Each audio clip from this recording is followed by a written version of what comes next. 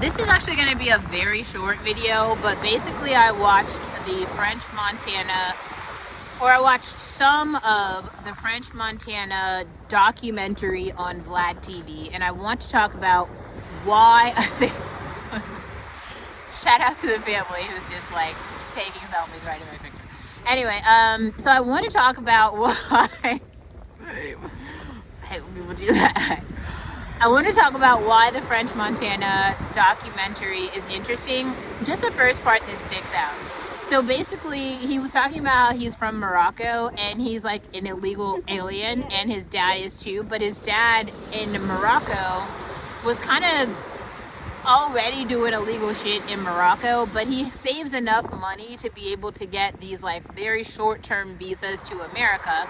So he brings his mom and is over to America with him, and then his mom subsequently has like 2 or 3 additional children in America. So she already has these anchor babies, right?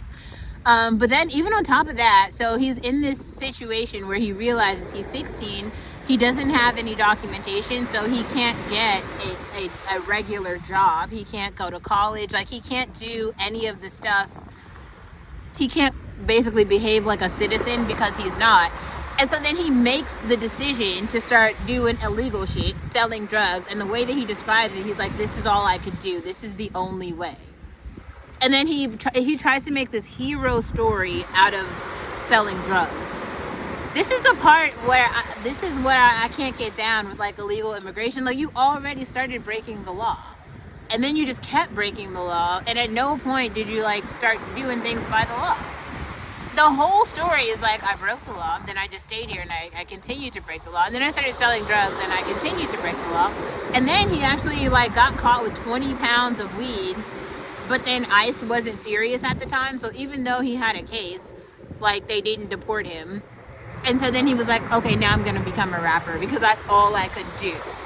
So there's a hero story because he like becomes successful as a rapper.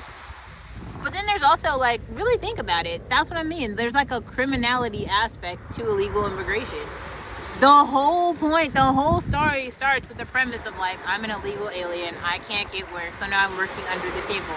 Then though, he also pointed out, and this is what he says, I didn't want to be a Mexican and like work for $10 an hour and work all day.